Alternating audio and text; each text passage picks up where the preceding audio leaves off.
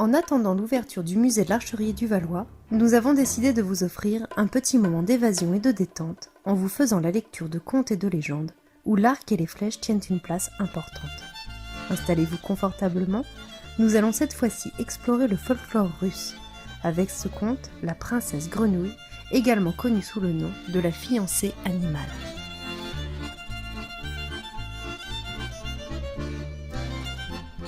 Il était une fois un roi qui avait 3 fils. Un jour, il leur dit : « Mes fils, il est temps de vous marier.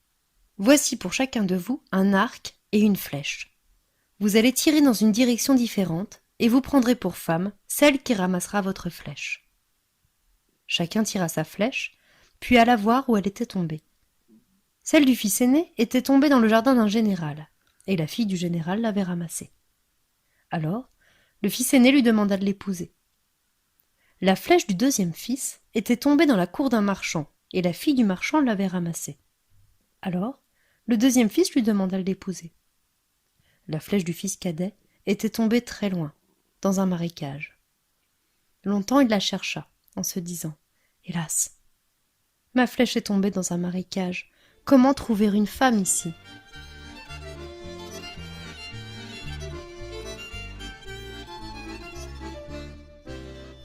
Tout à coup, il entendit une petite voix qui disait : « Prince Ivan, voici ta flèche. » Il regarda tout autour de lui. Personne. « Prince Ivan, regarde à tes pieds, » dit la petite voix. Il regarda par terre et vit une grenouille qui tenait la flèche dans sa bouche. « Merci, petite grenouille, d'avoir trouvé ma flèche. »« Je suis très heureuse de t'avoir rendu ce service, » répondit doucement la grenouille. « Et j'espère que je serai une bonne épouse pour toi. »« Quoi ? » s'écria le prince Ivan. « Tu crois que je vais t'épouser ?» La petite grenouille le regarda avec des yeux si brillants qu'on aurait dit qu'ils étaient pleins de larmes. Elle lui dit avec une petite voix : « C'est moi qui ai trouvé ta flèche, et tu ne veux pas m'épouser ?»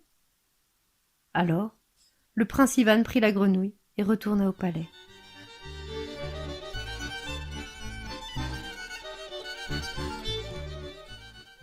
Les 3 fils revinrent devant le roi, et chacun raconta comment il avait retrouvé sa flèche. Puis, les 2 aînés présentèrent leurs fiancés qui firent de belles révérences au roi. Quand vint son tour, Ivan sortit la grenouille de sa poche et dit : « C'est elle qui a trouvé ma flèche. »« Alors, mon fils, il faut que tu l'épouses, » répondit gravement le roi. « C'est justice, » dit le frère aîné. « C'est justice, » dit le deuxième frère. Ivan pleura beaucoup, mais on célébra ses noces avec la grenouille.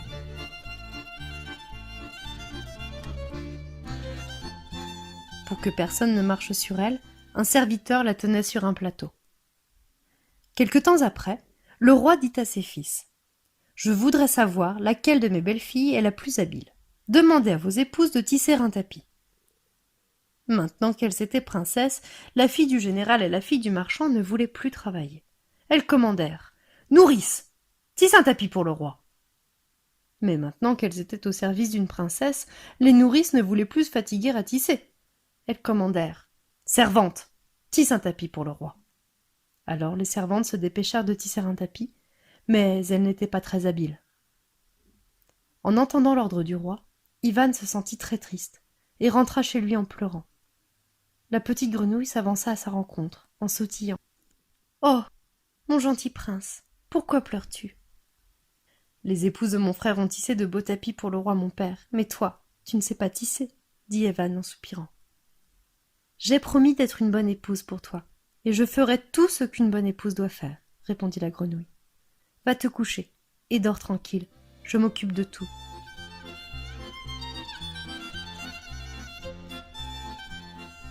Pendant qu'Ivan dormait, la princesse quitta sa peau de grenouille et se transforma aussitôt en une belle jeune fille.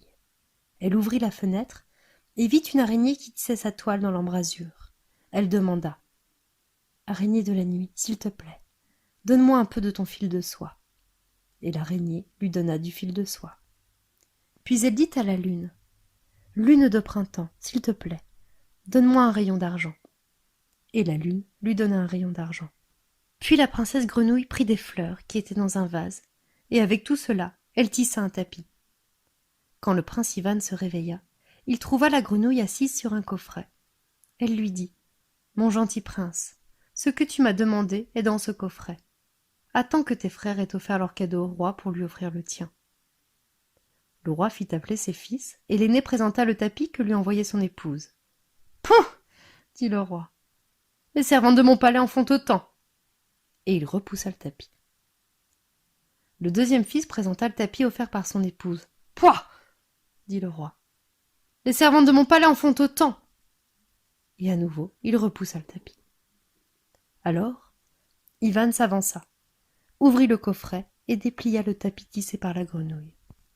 Tous les courtisans assemblés poussèrent des « Oh !» et des « Ah !» tant le tapis était beau à voir. Il était doux comme de la soie, et brillait tellement que toute la salle était illuminée d'argent. Son dessin représentait un merveilleux jardin rempli de toutes sortes de fleurs, si belles qu'à les voir on croyait sentir le parfum des nuits d'été. Le roi fut ravi de ce cadeau, et il dit à Ivan : « Je te remercie. Je serai très heureux de voir danser ta femme au grand banquet. Il aura lieu demain soir. » Puis il ajouta pour ses autres fils : « Vos épouses aussi sont invitées. » Ivan rentra chez lui encore plus triste que la fois précédente. Il dit à la grenouille : « Demain soir, il y a un banquet où danseront les belles filles du roi. Les épouses de mes frères vont danser, mais toi, qu'est-ce que tu vas faire ? Tu vas sautiller en faisant couac, couac. Et moi, je vais mourir de honte. »« Demain, tu partiras seul au banquet, » répondit la grenouille. « J'arriverai au bout d'1 heure. Ne t'inquiète pas. Le roi sera aussi content de ma danse que de mon tapis. »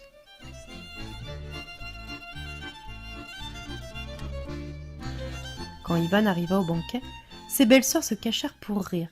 « Il n'a pas osé amener sa grenouille. » Pendant ce temps, la grenouille avait repris son apparence de jeune fille et se préparait, seule, dans sa chambre. Elle se coiffa, se fit belle, puis partit pour la salle du banquet. Dès qu'elle entra, tous les regards se portèrent sur elle et il se fit un grand silence. En un instant, Ivan comprit qu'il s'agissait de sa femme. Mais déjà, tous les courtisans, les comtes, les ducs, les princes se précipitaient pour lui offrir leurs bras. Et Ivan eut bien du mal à parvenir jusqu'à elle. Enfin, il réussit à la prendre par la main pour la conduire à table. Les belles-sœurs étaient muettes d'étonnement.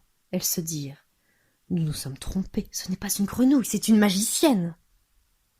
Elles observèrent tout ce que faisait la princesse, et elles la virent mettre des os dans sa manche droite et verser du vin dans sa manche gauche. Alors, elles firent la même chose.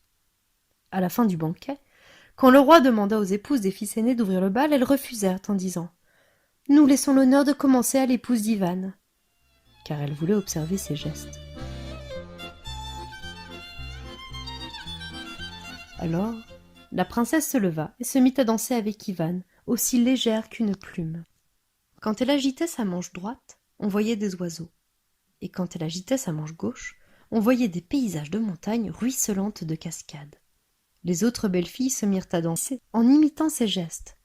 Mais quand elles agitèrent leur manche droite, elles lancèrent les os sur la tête des invités. Et quand elles agitèrent leur manche gauche, elles les inondèrent de vin. Tout à coup, le roi reçut un os de dinde sur le nez, et du vin dans les yeux. Alors il se mit très en colère, et frappa dans ses mains pour arrêter la danse. « Ça suffit, vous deux, allez vous asseoir !» dit-il aux épouses de ses fils aînés. Le bal dura longtemps, car tous les invités voulaient danser avec la princesse. Pendant ce temps, Ivan rentra chez lui, trouva la peau de grenouille et la brûla. Quand la princesse arriva, elle se mit à chercher la peau, mais il lui dit : « Tu ne la trouveras pas, je l'ai brûlée. Maintenant, tu es ma femme pour toujours. » Il la prit dans ses bras, et cette nuit-là, ils dormirent ensemble.